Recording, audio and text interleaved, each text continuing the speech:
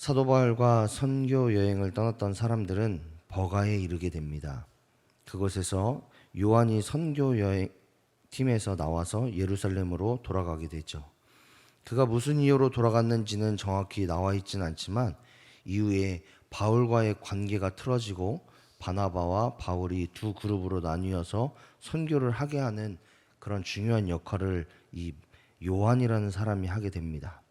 그리고 바울의 노년에는 다시 요한을 교회의 지도자로 인정하고 그에게 교회의 사명을 다시 한번 부여함으로 인해서 화해의 역사가 일어나기도 하죠. 그렇게 요한이 떠난 바울의 선교 여행팀은 비시디아 안디옥에 도착을 합니다. 그곳에서 안식일에 회당에 들어가서 하나님의 말씀을 읽은 후에 이제 회당장이 그곳에 모인 사람들에게 서로 이야기할 수 있는 기회, 서로 어떤 하나님의 말씀을 나누고 또 그것에 대한 간절한 기도의 제목들을 나누는 그런 시간들을 갖는데, 그때에 바울이 일어나서 복음을 전하기 시작합니다. 그곳에서 바울은 출애굽 시절에서 애굽에서 이스라엘 백성들을 구원하신 하나님, 또한 광야와 가나안에서 인도하신 그 하나님, 또한 이스라엘을 선한 길로 지금도 인도하시는 그 하나님에 대해서 전하게 됩니다.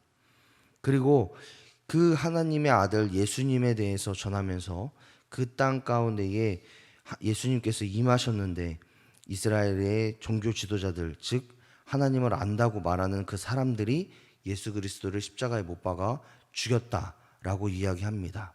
그러나 그것이 사람의 욕심을 채우기 위해 혹은 사람의 방법을 이루어내기 위해서가 아니라 하나님의 말씀을 그대로 실현하기 위해, 하나님의 예언의 말씀을 성취하기 위해 그들이 그런 행동을 했다라고 이야기를 합니다.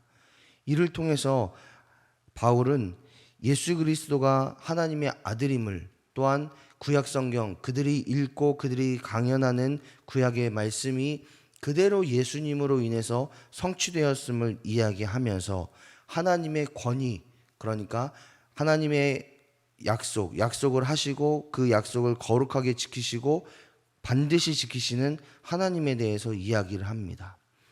그 후에 이제 유대인들과 바리새인, 당시 종교 지도자들이 지식으로만 말하는 그 하나님의 말씀, 하나님에 대한 이야기들을 떠나서 이제는 너희가 믿고 의지하고 신뢰할 것을 이야기합니다. 하나님의 말씀에 담긴 그 말씀이 지식으로만 쌓이는 것이 아니라 마음과 뜻을 알고 또한 하나님을 영접하고 예수 그리스도를 영접함으로 인해서 그들이 구원받기를 원한다라고 이야기하고 있습니다. 그로 인해서 수많은 사람들이 예수님을 믿음으로 구원을 받았고, 또한 자신들이 전하는 예수님에 대해서 자신들은 그것을 보았기 때문에 증인이 되었다, 그리고 선포할 수밖에 없다라고 사도 바울은 이야기합니다. 이 말씀을 통해서 우리는 두 가지 사실을 깨닫고 기도할 수밖에 없는데, 첫 번째로는 내 신앙을 점검할 수밖에 없습니다.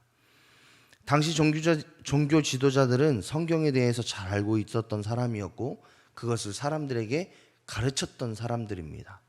더욱이 사람들이 하나님의 말씀대로 살았는지 안 살았는지를 평가하고 심판하는 사람들이 종교 지도자들이었습니다.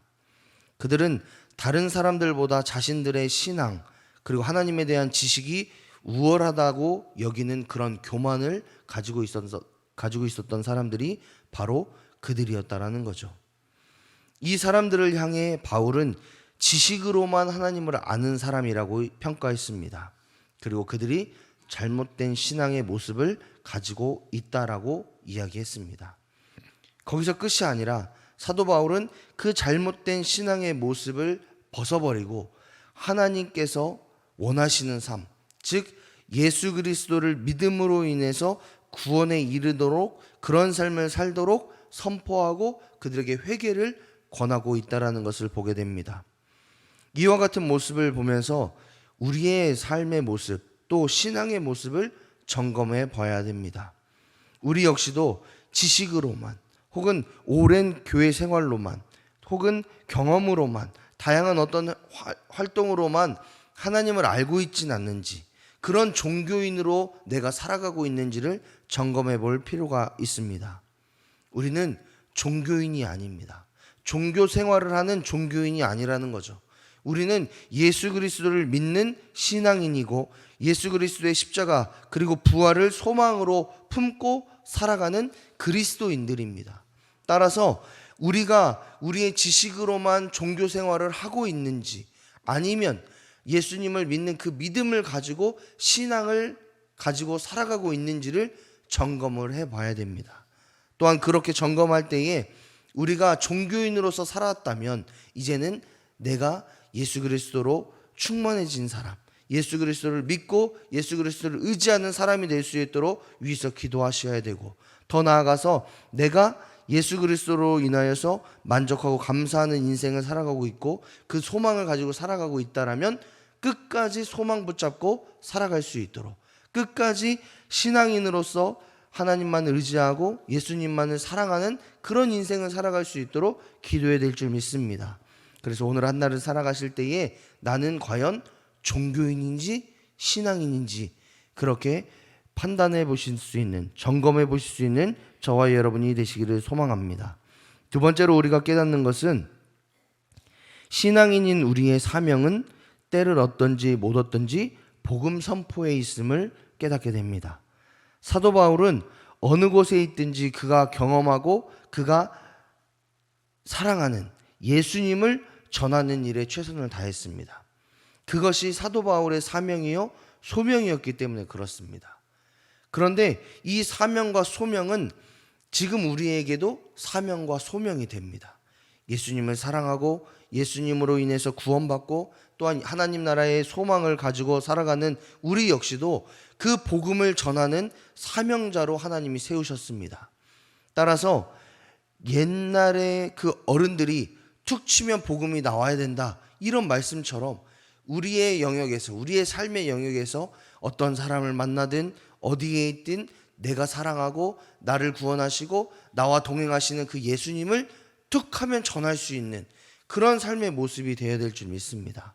사도 바울은 우리에게 너희가 만약 신앙인이라면, 우리가 만약 예수 그리스도를 믿는 그 믿음으로 살아가고 있다라면 이제는 복음을 전하는, 복음을 선포하는, 나를 구원하신 그 하나님으로 인해서 내가 만족하고 감사한다라는 그 말들을 이야기할 수 있는 삶을 살아가기를 원하고 있고 이 본문을 통해서 말씀하고 있다라는 것을 깨닫게 됩니다. 하나님께 사랑하신 여러분, 우리의 신앙생활이 당시 종교 지도자들처럼 지식으로만, 경험으로만 있는 신앙이 아니기를 소망합니다. 우리는 날마다 예수 그리스도로 말미암아 새로워지고 예수님의 사랑과 은혜를 경험하고 또 성령 충만한 삶을 살아야 될 줄 믿습니다.